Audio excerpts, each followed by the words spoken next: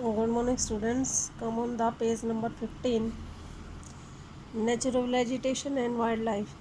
Some school children were visiting an exhibition on the handicrafts. The article in the exhibition were the collected from different part of the country. Mona picked up a bag and exclaimed, "This is a beautiful handbag." "Yes, it is made from the jute," the teacher said. "Do you see these baskets, lampshades, and chairs? Those are made of the canes and the bamboos. In the eastern and northeastern humid region of India, bamboo grows in plenty." Jessie was excited to see a silk scarf. "See this beautiful scarf," the teacher explained. "The silk is obtained from the silkworm that are bred on the mulberry trees." The children understood that the plants provide us with many different products and we use in our day-to-day life.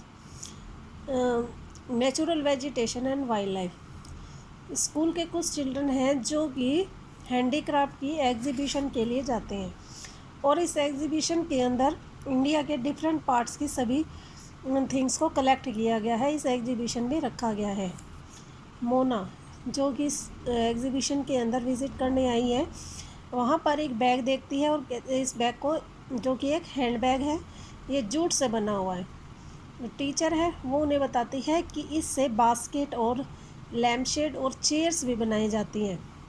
जो ये things हैं ये cans और bamboo से बनाई जाती हैं और ईस्टर्न और नॉर्थ ईस्टर्न ह्यूमिड जो रीजन है इंडिया के, वहाँ पर बैम्बू जो ट्रीज़ है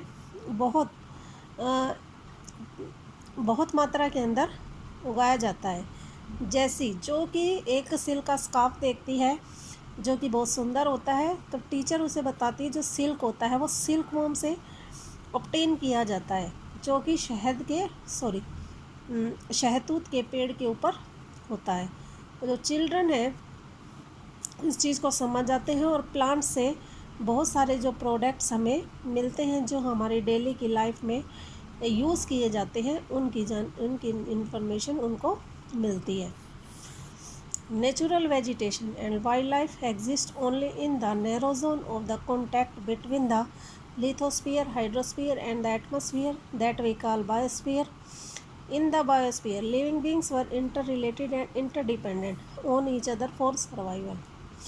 Natural vegetation और जो वाइल्ड लाइफ है वो इस नैरो जोन के कॉन्टैक्ट के अंदर आते हैं, जो कि एक दूसरे से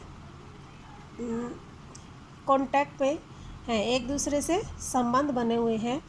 ओके, लिथोस्फीयर, हाइड्रोस्फीयर और एटमॉस्फेयर, इन तीनों से मिलकर जो बनता है वो कहलाता है बायोस्फीयर।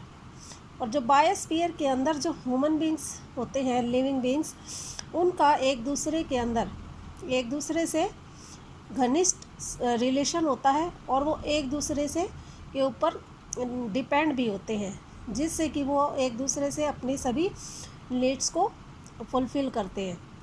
और इस तरीके से जो लाइफ सपोर्टिंग जो इनका अपनी ज़रूरतों को पूरे करने का जो सिस्टम होता है उसे इकोसिस्टम कहा जाता है।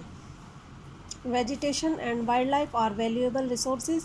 Plants provide us with the timber, give shelter to animals, produce oxygen we breathe, protect soil so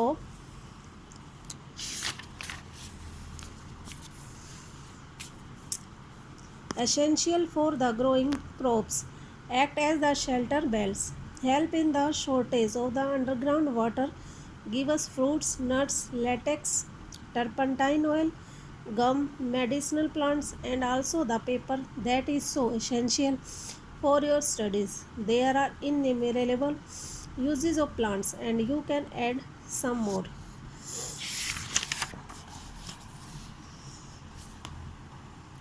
natural vegetation और वाइल्ड जो लाइफ है वो वैल्यूएबल रिसोर्सेज हैं और जो प्लांट्स है, प्लांट से हमें बहुत सारी थिंग्स प्रोवाइड होती हैं, जिसके अंदर एनिमल्स को शेल्टर मिलता है, ऑक्सीजन मिलती है अपने को ब्रीथ के लिए और हमारी सॉइल को भी प्रोटेक्शन इसके अंदर मिलता है, और जिससे कि हमारी ज़रूरत के लिए जो क्रॉप्स होती हैं वो इसके अंदर उगाई जाती हैं।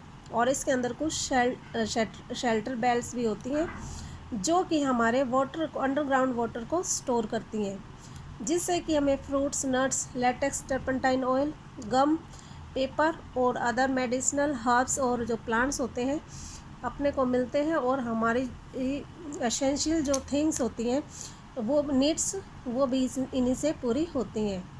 इस तरीके से बहुत सारे असंख्य यूजेस होती है इन प्लांट्स के, जिसको कि हम यूज़ करते हैं और अपनी लाइफ के अंदर इनको इंक्लूड करते हैं। Thank you.